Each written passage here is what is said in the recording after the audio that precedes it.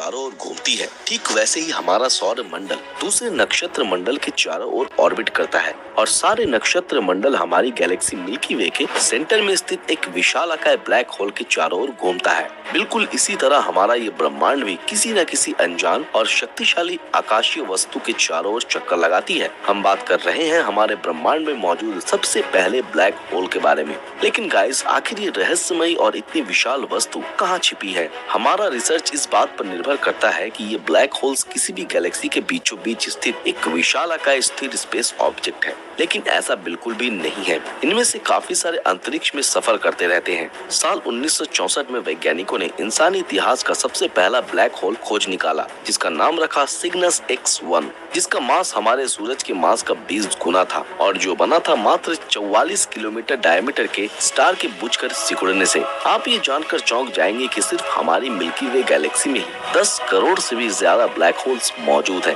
बात करें Sagittarius A सितारे की, जो हमारे गैलेक्सी के सेंटर में स्थित एक विशालाकाय ब्लैक होल है, जिसका मास सूरज के मास का 40 लाख गुना है। वो पूरे मिल्की वे गैलेक्सी के मास की तुलना में कुछ भी नहीं। वहीं अगर सौर मंडल की बात करें तो अकेला सूरज ही पूरे सौर मंडल के मास का 99% हिस्सा लिए बैठा है। तो वहीं सैजिटेरियस ए सितारे का मास मिल्की वे गैलेक्सी के मास का 10,000 भाग का 2 भाग ही है। ऐसा इसलिए क्योंकि इसके चारों ओर मिल्की वे गैलेक्सी ऑर्बिट नहीं करती, जो कि मिल्की वे गैलेक्सी के मध्य भाग में स्थित है। और समय के साथ साथ इन सितारों में विस्फोट हुए, ये एक दूसरे से टकराए और तब जाकर सेंटर में विशालाकाय ब्लैक होल का जन्म हुआ। इसलिए सैजिटेरियस ए और उसके जैसे बाकी ब्लैक होल्स को गैलेक्सी के बीच में स्थित एक स्थिर महाकाशीय वस्तु कहना गलत है। और ये भी कि ब्लैक होल किसी गैलेक्सी का अंतिम छोर है, ये भी सही नहीं। यहाँ तक कि ये शब्द ब्लैक होल ये भी कहाँ तक जस्टिफाइड है, चलिए इसके बारे में भी बात करते हैं। ब्लैक होल ये नाम बिल्कुल भी सही नहीं है।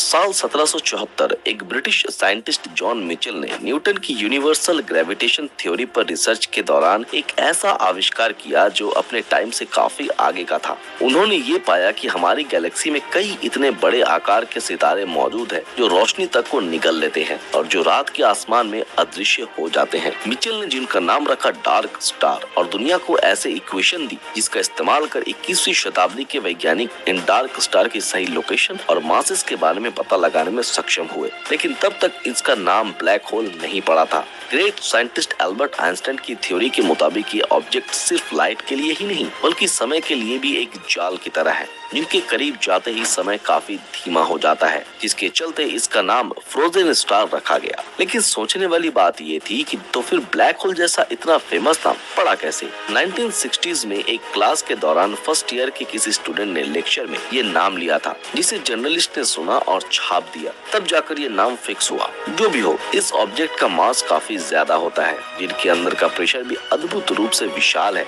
जो कि एक खाली होल के विपरीत है। और जो कि ये रोशनी तक को निगल लेते हैं। ये ब्लैक होल्स असल में ब्लैक नहीं होते, क्योंकि इनकी चमक अंतरिक्ष की गहराई में हजारों लाइट ईयर की दूरी तक फैली होती है, जिस कारण ये सुपर मैसिव ब्लैक होल्स पूरे ब्रह्मांड में मौजूद सबसे चमकदार ऑब्जेक्ट्स माने जाते हैं। इनकी चमक जिस गैलेक्सी में ये मौजूद होते हैं उनके मुकाबले 1000 गुना ज्यादा होती है। लेकिन यहाँ ये सवाल आता है कि अगर ये इतने चमकदार होते हैं तो फिर ब्रह्मांड में मौजूद सबसे पहला ब्लैक होल को अभी तक क्यों ढूंढा नहीं जा सका? दरअसल समस्या ये है कि ब्रह्मांड में कोई भी पहला ब्लैक होल है ही नहीं और ना ही हमें कभी उसके बारे में पता चलेगा। आप जरा इस ब्लैक होल को देखिए, जिसका नाम है J03131806, जिसकी चमक हमारे सूरज के मुकाबले 36 ट्रिलियन गुना ज्यादा है, जिसका मास सोलर मास का 1.5 बिलियन गुना ज्यादा और इसकी दूरी हमारी धरती से 13 बिलियन लाइट ईयर है, जो कि हमारे ब्रह्मांड की सृष्टि के 70 करोड़ साल बाद पैदा हुआ था। रिसर्च के मुताबिक ये ब्लैक होल किसी सितारे के मरने से पैदा नहीं हुए और जिसका मास भी तुलनात्मक रूप से कम है। साइंटिफिक थ्योरी के मुताबिक ये वो पहला ब्लैक होल नहीं है जिसे हम ढूंढ रहे हैं। साल 1974 ग्रेट साइंटिस्ट स्टीफन हॉकिंस ने सबसे पुराने ब्लैक होल के बारे में एक थ्योरी जारी की, जिसके मुताबिक ये बिग बैंग के तुरंत बाद अंतरिक्ष के अधिक घने क्षेत्र से निकलकर ब्लैक होल में तब्दील हुए।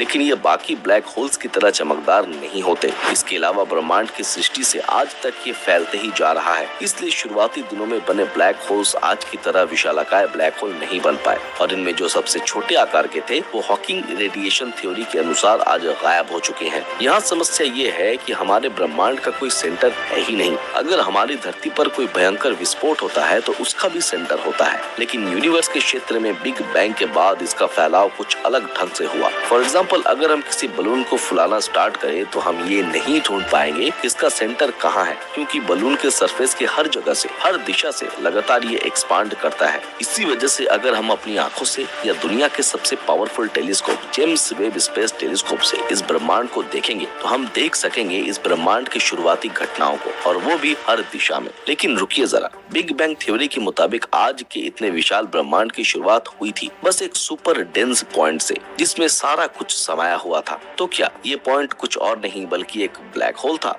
बहुत से वैज्ञानिकों के मुताबिक हम आज तक हमारे ब्रह्मांड में मौजूद पहले ब्लैक होल को इसलिए नहीं ढूंढ पाए हैं कि क्या पता हमारा ब्रह्मांड खुद किसी ब्लैक होल के अंदर बसा हुआ है और इसके बाहर जाना नामुमकिन है, इसलिए हम इसे कभी